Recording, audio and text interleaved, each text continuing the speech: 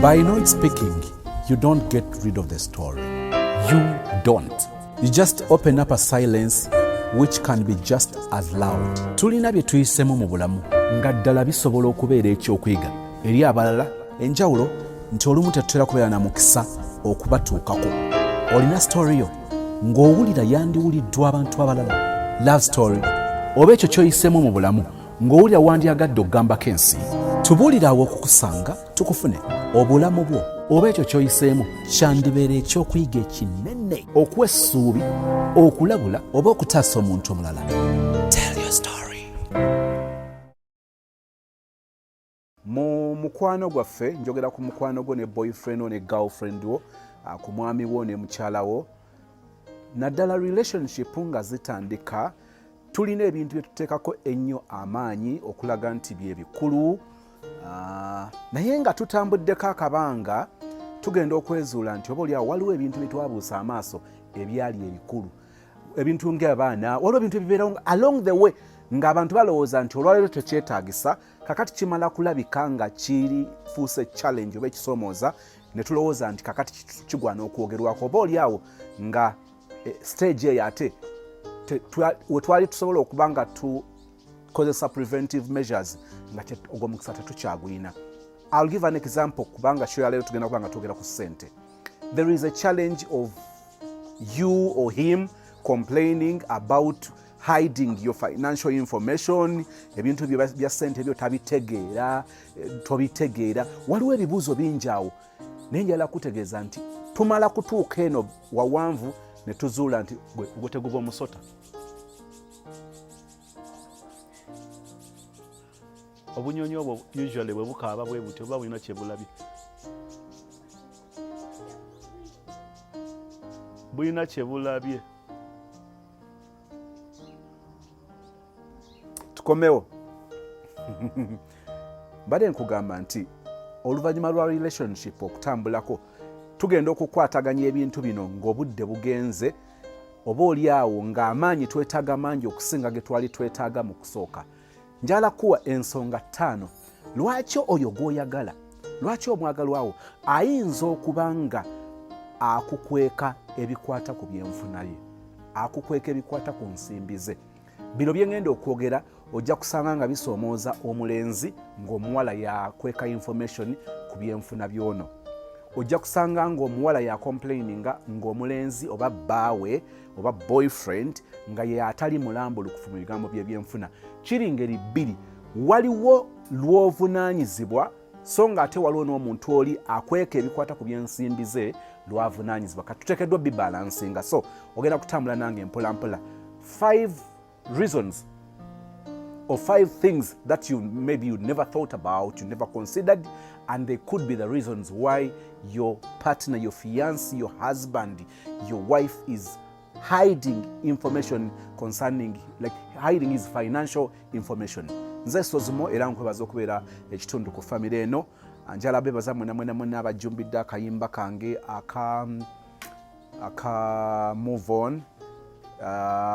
Olwaleero tugenda ku droppinga video yaffe empya. Actually ndowooza nti sijagala nsoza oba amagezi ge gatwesera kubanga neewuunya bwe tugenda okukwata video tuziteeke ku video za music, tuziteeke ku channel ya Sozimo nga kuliko ebintu ebirala, tubikwate tubiteeke ku Advent nga tulinako already shows endala ezibeerako. So by today night tugenda beera ne live ku Facebook. Waliwo abantu abazze Jendi Sebo banziguddeko olutalo lunene nnyo nti nabbye oluyimba lwabwe olwa Move On. Naye information yonna ekyo tugenda kiggala ku ssaawa 2 ez'ekiro ku Facebook. Wengenda n'okurevealinga kati olwokuba nti people abasinga tebantunulira nnyo nga Sozi omuyimbi and music wange mungi, naye maybe ensi ebadde ina gyentambuliza gyentwalira, kakati njagala okulaga nti ate nakino weekiri. So information yonna nja giclearinga out ku ssaawa 2 ez'ekiro ku Facebook. Mbu nabbye oluyimba nange wammeeyo tuveeyo kakati. Ebintu 5 b'ensonga 5 zenjala zinziba nga si zeezo enkomeredde nti zeezokka, naye ezimu ku ezo lwaki omwagalwawo oba munno ayinza okuba nga akuhidinga information ekwatagana ku byensimbi. Ekisooka kyenzikiriza nti ate kino kyandiba ekimu ku bikulu ddala. Waliwo lack of interest eri ono acomplaininga nti omwagalwa wange ankweka ebikwata ku nsimbi ze. Ogenda kwebuuza nti how does that happen? Nemba nga sina interest mu kufaayo kumanya bikwata ku byensimbi eby'omwagalwa wange. Is that possible?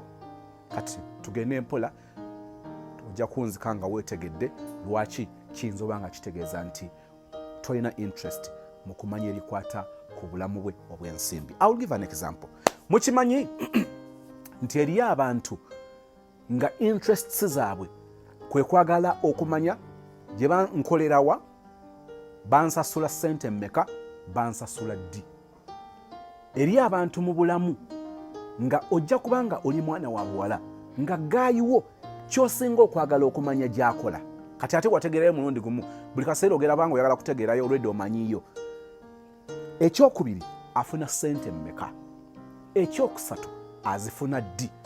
Bw'omala okuba ne info eyo eri basic, ekijja okuddako ojja kuba kwagala kumanya ssente zino yazifunye. Ekyokubiri, zaaweddewo.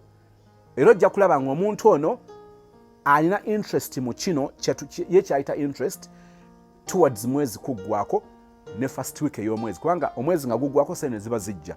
Omwezi nga gutandise omupya aba asaasanya ssente zino. Tugenda tuka mu wiiki ey'okubiri nga ssente ziweddewo. Kati wano ebyokwogera ku byensimbi tebibeerawo.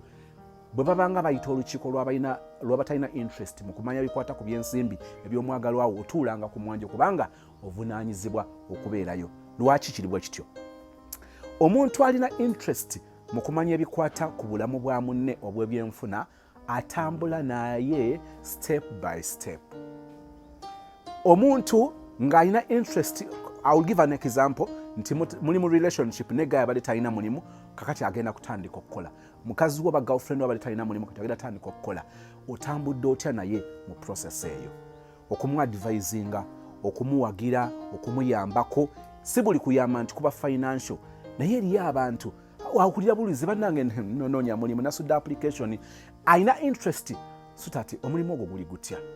Bw'ogerageranya gy'obadde okola akalimu akaweddewo, wano watugattako, era tuyinza kukola tutya?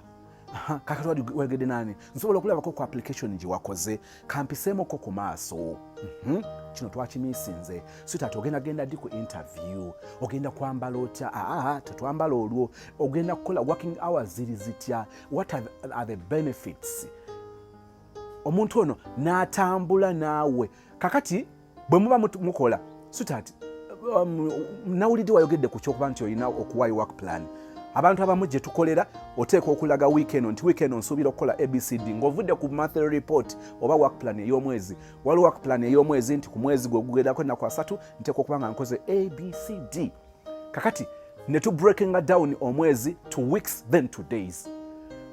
N'obawo work plan eya wiiki. N'obeerawo oluusi report eza wiiki, report eziri daily ku by'okoze.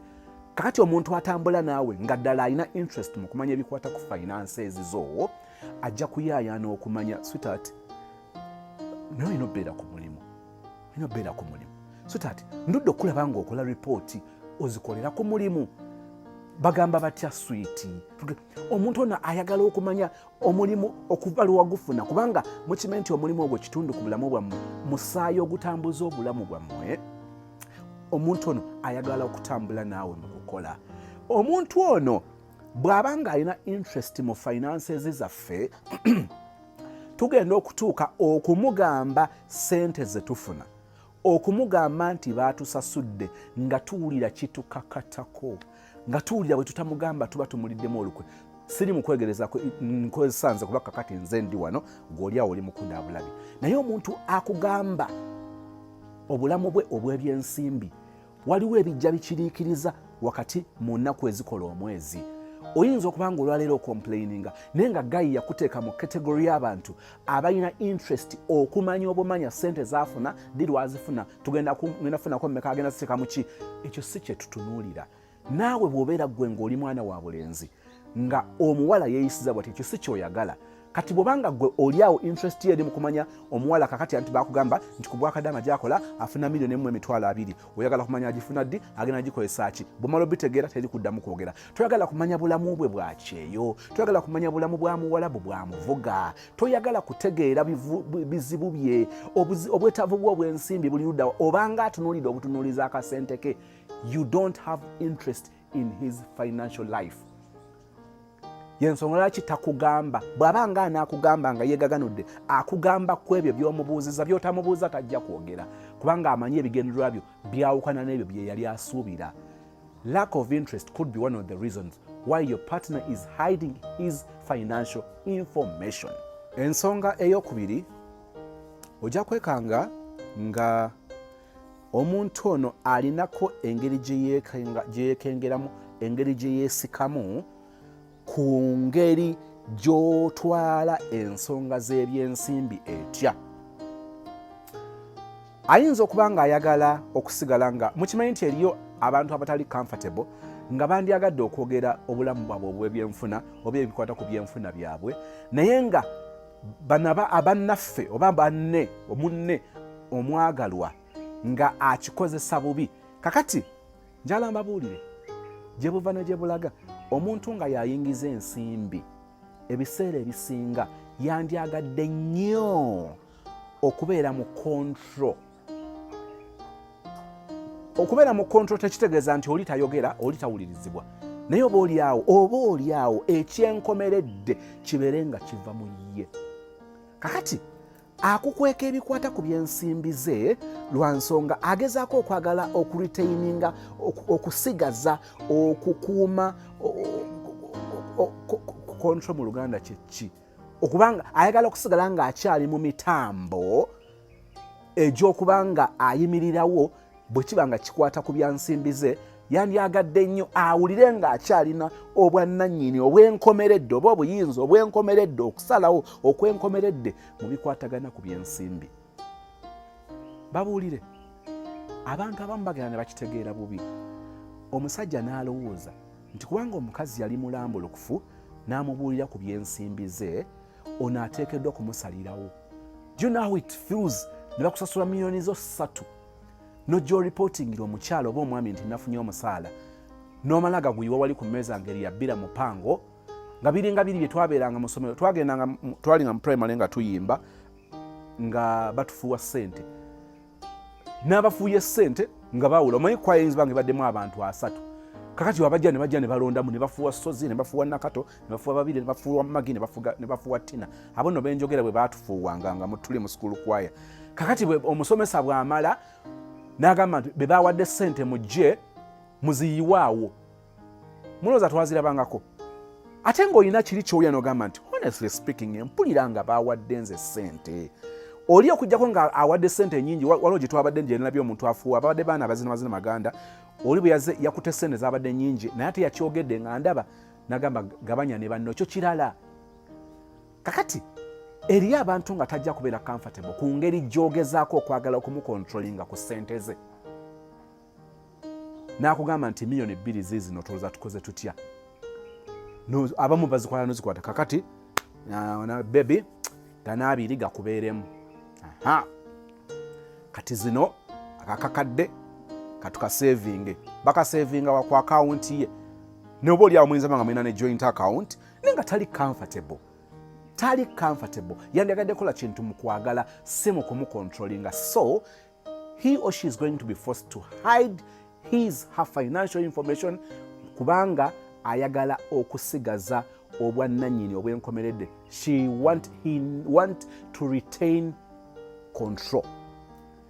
Kati njagala weetunulemu ogenda okwekanga nga gye mwatandika relationship somehow somewhere waliwo obulambulukufu. Omuntu ono yali agezaako okubeera omwerufu. Bw'osanga ng'ogamba nti mbadde n'omusajja naye okuva lwe twekwana ebyenfuna bye sibimanyi tayagala mmanye ne bw'omubuuza ekyo kirala ate si kyenza okwogerako olwaleero naye ndi mu kunoonyaayo ensonga ezimu lwaki omuntu awunzika kubanga gwenjogerako beba byatandika bulungi. Omuntu ahidinga ayinza nga yatandika tahidinga lwaki abeera akukusa ebikwata ku bulamu bwe obw'ebyenfuna. Ngambye nti okwagala okusigaza control, agamba omukazi ono bw'omulaga akasente takuweeza. Mukimanyi nti eri abantu oli bw'amanya nti omusajja alina emitwalo 5 n'akaaba ebizibu, kakati agenda okwekkananga ku mitwalo 5 asigazaako emitwalo 10, emitwalo 4 gisaasaanidde ku musajja.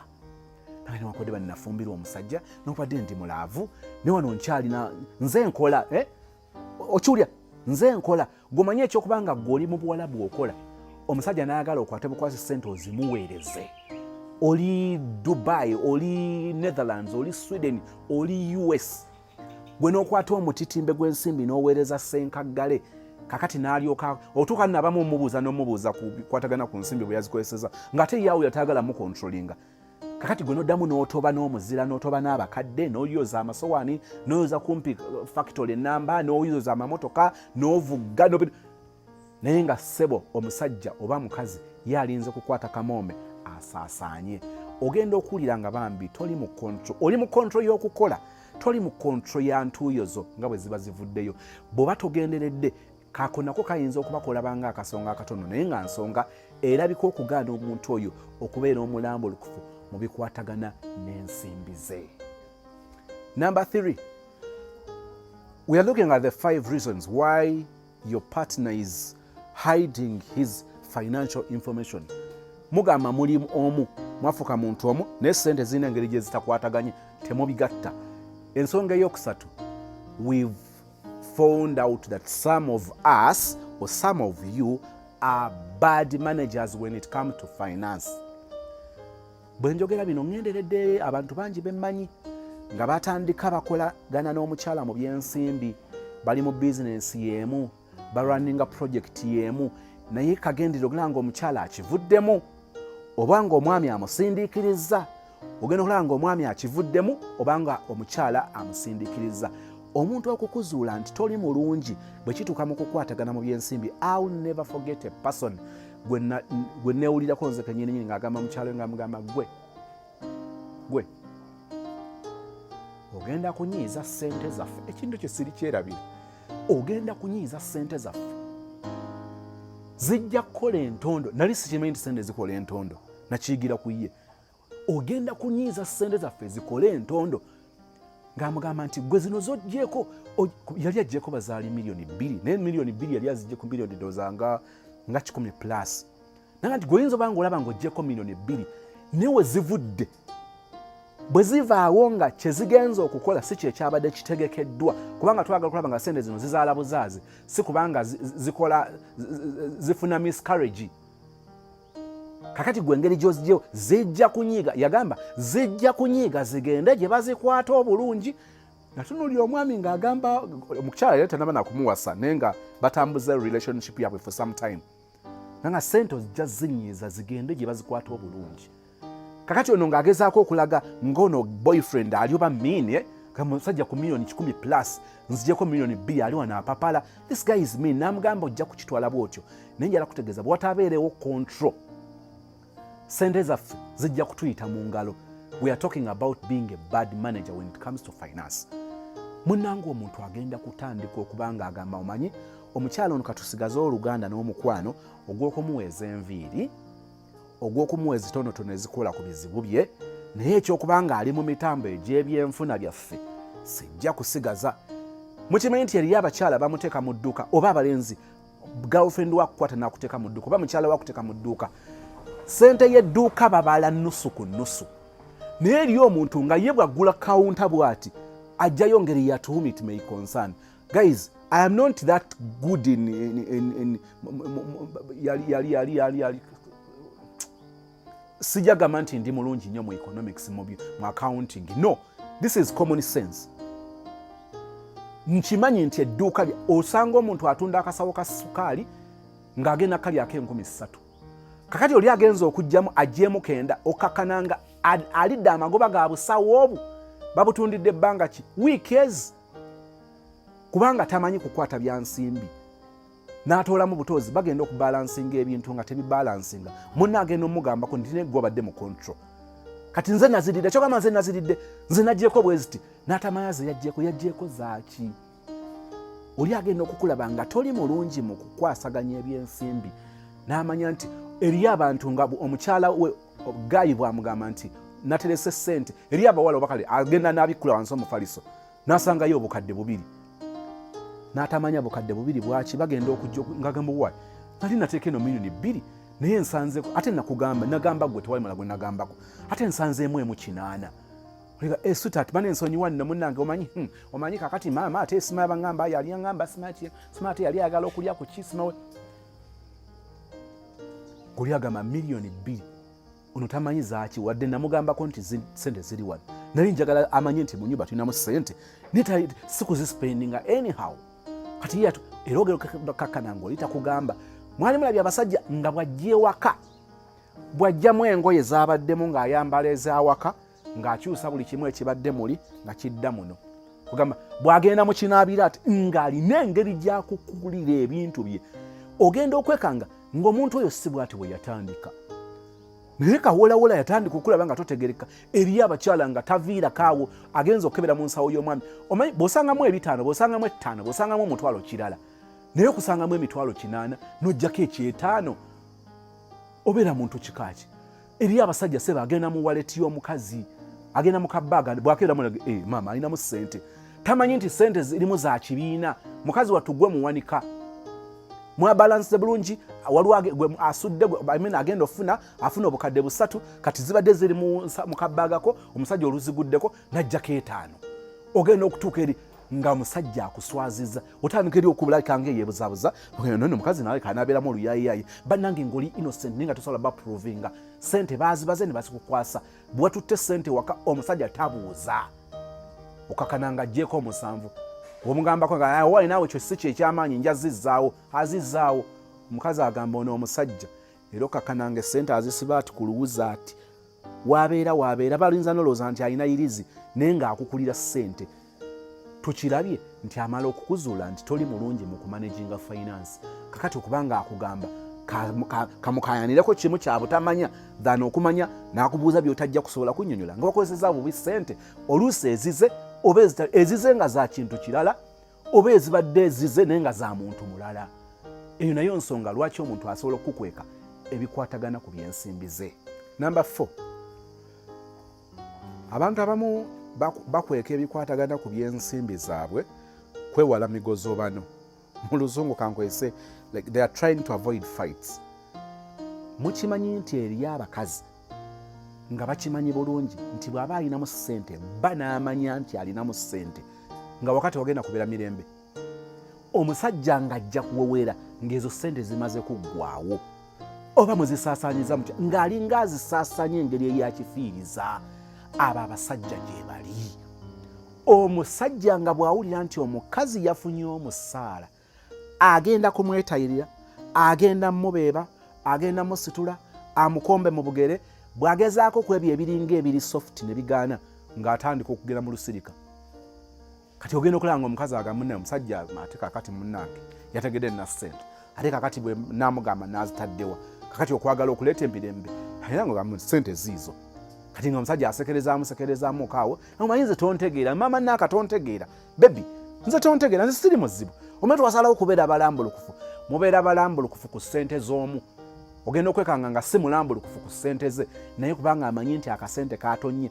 Omusajja asobola okumanya jjo akabiina k'olimu kemusevingiramu oba kilabu yamwe gye mulimu lwofuna era lwofuna bannange omusajja akubira musimu agala okumanya wawooli oyogera naani kati simanyi oli mu basajja bo simanyi kakati bikibi omanyi kakati n'alyoka aleeta business ideas eziringa amazzi sutala omanyi bwe tutukola kino n'ayiyiza emitwalo 15 ng'alinga ayiyiza obemmeka bwe zimala okuggwawo n'aweweera so nga ate kyalibadde wakiri embeera eyo ebeere ku muntu akoze ssente yabaabuna emiwabo naye oli atuuka okubuna emiwabo okkakananga mulwanye kubanga ayagala access ku ssente.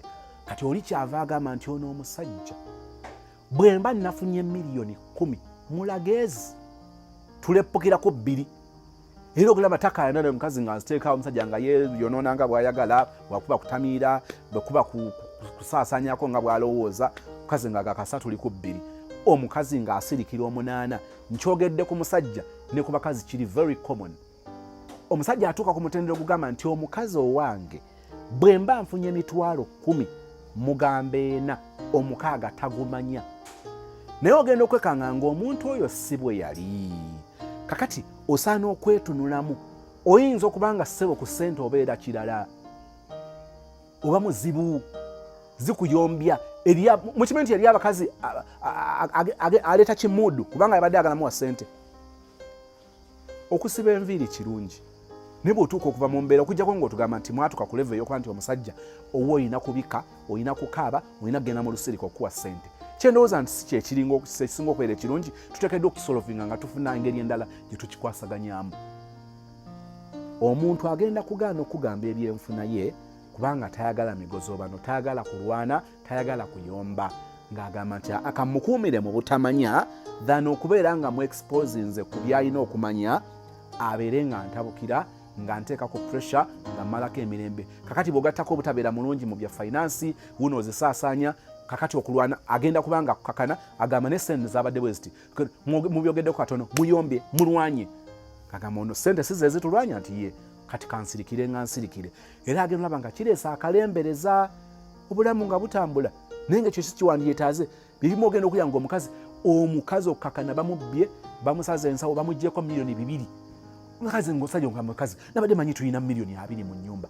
Ate miliyoni 2 zaavuddewa kubanga wamusiigamu kiri ekyokuba nti ssente zibatabula zibalwanya, kyava abisirikira. Nakyo kitunulemu. Ekyokutanira nga kyekisembayo, abantu abamu baagala nnyo okusaasaanya ssente z'abalala, bagwa mu mabanja, banyumirwa nga basaasaanya ez'abalala. Kakati eri abantu abatuuka okukimanya nti olw'okuba mukazi wange alina ssente, n'abeera gy'abeera n'akola ebikolobero, n'abeera mu bbala ne bamubanja, n'aba mu mabanja kubanga akimanya ono ajja kusasula. Anti ssente nzimanyi, ssente ze tufuna nzimanyi. Era okaka n'akuba. Anti kakati bino ate ogenda kukola otya? Ogenda genda omuggyeyo. Eri abantu abo nga bakiina kubanga amanyi ono alina ssente azirina. Nadde eri n'ajoga, nadde eri n'alwana, n'avuma, ne bakubagana, okaka n'alina okuliwa, naye ye tafaayo kubanga alina okusasula. Yaani ye mukyala oba ye mwami. Abamu babeetinga, n'asingayo enju ye tayagala kumanya kubanga akimanyi ssente weeziri. Onaagenda ozulanga kyekyo ng'agamba mama kati kamuleke, sijja zimugamba kubanga ogwa mu mabanja nga weekwasa nti ono ssente aba azirina. Njogedde ebintu 5, si bye byokka, n'ebyo ebimu ku byo. Lwaki omuntu ayinza okuba nga takugamba mu byanfuna? Ebyenfuna bye kyalibadde kirungi obitegeereko, naye tutunuulire mu nsonga zino. Wa woolowooza obitagenda bulungi, otereeze twavoidinga embeera eno, tuddemu tubeere ku track. Nkwagaliza ekisinga okubeera ekirungi. Katonda omulungi tukwebaza kubanga otwadde omukisa okutegeera ebigambo bino, nga twagala okubeera mu relationships ez'essanyu, ez'emirembe, ezigenda mu maaso. Na bino tuwe ekisa okubitegeera nti bisaana okutunuulirwa. Tukozesa bubi ssente z'abannaffe, ne bakozesa bubi ssente zaffe, tebaagala bagambako, baagala bakontrolinga ebyo tukolerera nti ffe tusinga okutuyana, bo ne baagala ffe tubeere balungi mu kutuyana, babeere balungi mu kusaasaanya bye tutuyanidde. Ekirabika ng'ekitali fair. Tulage kye tuteekeddwa okukola mu mbeera bwe zityo, tusobole okubeera ne relationships zetwenyumirizaamu. Obeere Katonda waffe, tubeere abandamu leero bulijjo mu kisa kya Kristo Yesu Mukama waffe bwe tusabye, and we all say amen. By not speaking, you don't get rid of the story. You don't. You just open up a silence which can be just as loud. Tulina bye tuyisemu mu bulamu nga ddala bisobola okubeera ekyokwiga eri abalala. Enjawulo nti olumu tetutera kubeera na mukisa okubatuukako. Olina story yo ng'owulira yandiwuliddwa abantu abalala. Love story oba ekyo kyoyisemu mu bulamu ng'owulira wandyagadde okugambako ensi. Tubuulirawo okukusanga tukufune. Obulamu bwo oba ekyo kyoyiseemu kyandibeera ekyokuyiga ekinene, okuwa essuubi, okulabula oba okutaasa omuntu omulala.